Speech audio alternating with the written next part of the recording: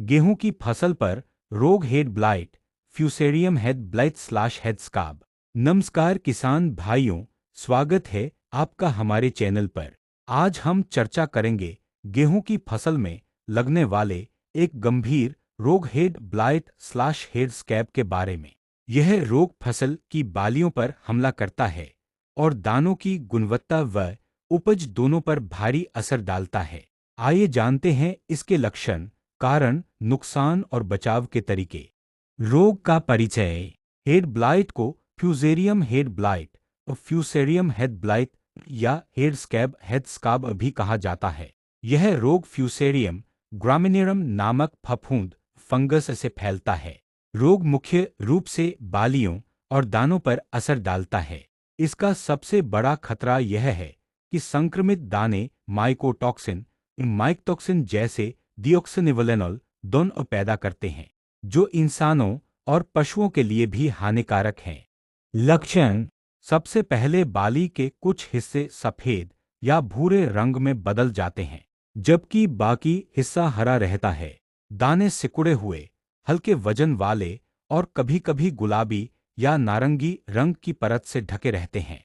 बालियों पर गुलाबी नारंगी फफूंद का आवरण साफ दिखाई देता है। प्रभावित बालियां समय से पहले सूख जाती हैं और बीज अंकुरण क्षमता खो देते हैं। विशेष पहचान। गेहूं की बालियों में आंशिक सफेदी और गुलाबी रंग का फफूंदी जैसा जमाव।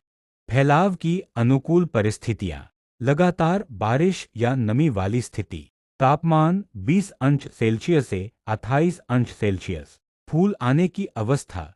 फ्लावरिंग स्टेज के दौरान बारिश और बादल छाए रहना। लगातार गेहूं या मक्का जैसी फसलें उगाना। मोनोक्रॉपिंग पूर्णविराम। नुकसान। उपज में 20% से 50% तक कमी हो सकती है। दाने सिकुड़ जाते हैं और हल्के हो जाते हैं। बीज की गुणवत्ता खराब हो जाती है। अनाज में माइकोटॉक्सिन विषाक्त पदार्थ मिल जाने से इंसानों और पशुओं के स्वास्थ्य पर भी बुरा असर पड़ता है। नियंत्रण के उपाय। सांस्कृतिक नियंत्रण, कल्चरल कंट्रोल। गेहूं की बुवाई समय पर करें। खेत में फसल अवशेष क्रॉप रेसिड्यूज न जलाएं, बल्कि सही तरीके से नष्ट करें। फसल चक्र अपनाएं। गेहूं मक्का लगातार न बोएं पूर्णविराम। रोग प्रतिरोधी किस्मों का चयन करें। बीज उपचार सीड ट्रीटमेंट। बीज को बुवाई से पहले कार्बेंडाजिम 50% WP आत्सन 2.5 ग्राम प्रति किलो बीज से उपचारित करें। रासायनिक नियंत्रण, केमिकल कंट्रोल। रोग की संभावना होने पर फूल आने की अवस्था में छिड़काव करें। प्रोपिकोनाजोल 25 एक आत्सन 1 मिली प्रति लीटर पानी या टेबुकोनाजोल 25 एक आत्सन 1 मिली प्रति लीटर पानी या कार्बेंडाजिम प्लस मैनकोजेब का छिड़काव। आवश्यकता पड़ने पर 10 से 12 दिन बाद दूसरा छिड़काव करें।